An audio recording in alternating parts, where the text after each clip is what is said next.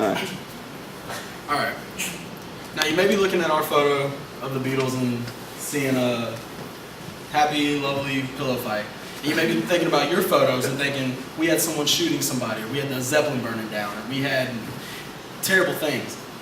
But is this picture that different from other groups' photos? I think a lot with what was going on at the time would say no.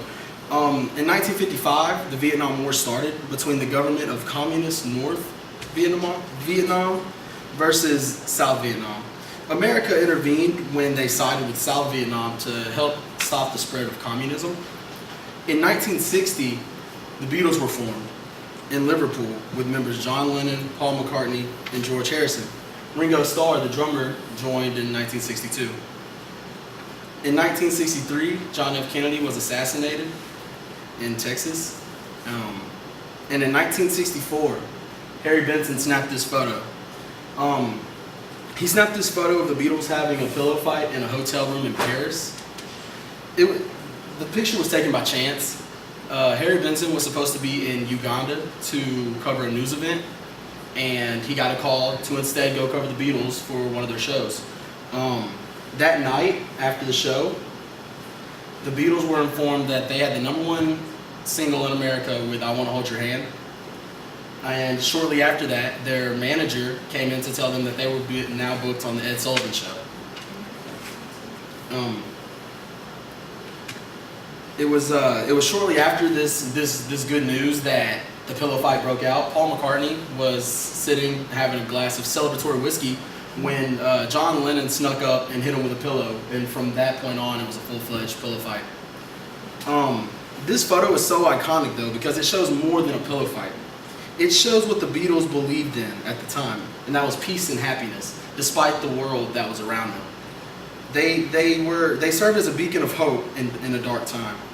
The concepts we're going to be covering today look at perspective, they look at defining culture, and they look at how globalization helped make this photo so iconic. And with that, I'll send it to Chris to talk about linear perspective.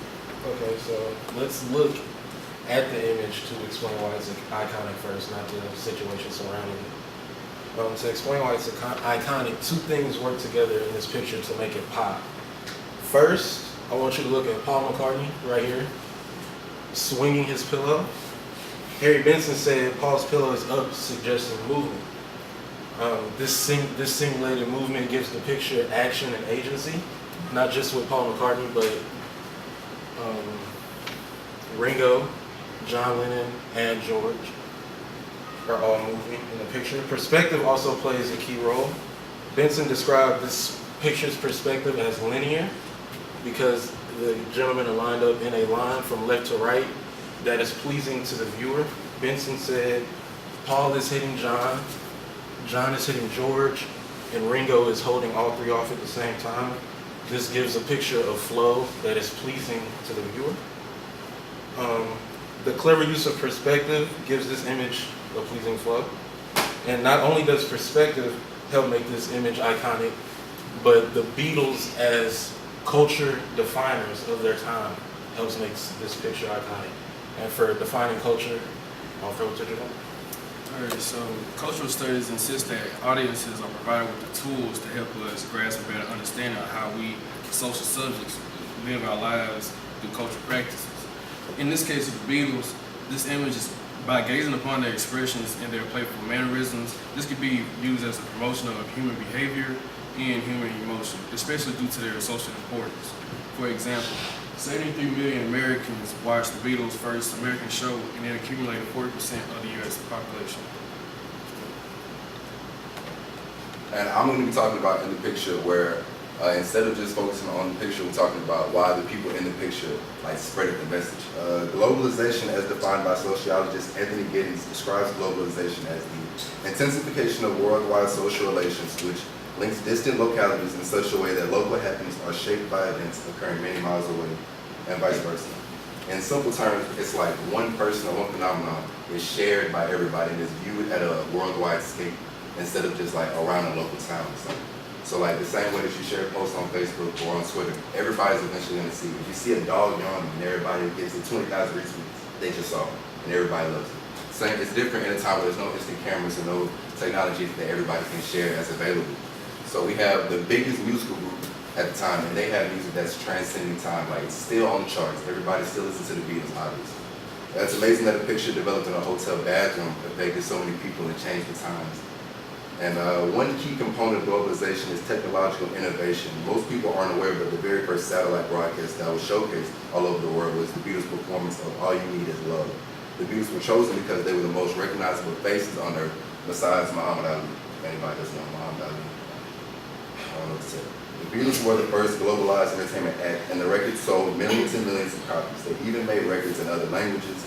Virtually all of their songs deal with universal themes such as the desire for love, search for happiness, and the unity of the human experience. All right, now for why this is important, you have to understand that after this picture was taken, thanks to globalization, the Beatles, they were huge. They defined the culture of that time. And in order for me to better emphasize our claim that the Beatles served as a beacon of hope during these dark times, I want to give you guys a quote by John Lennon. John Lennon said, "If everyone demanded peace instead of another television set, then there'd be peace." That's interesting because right now they're celebrating the fact that they're going to be going to America. They're going to be on TV. When they go to America, 40% of the country is going to tune in and watch them.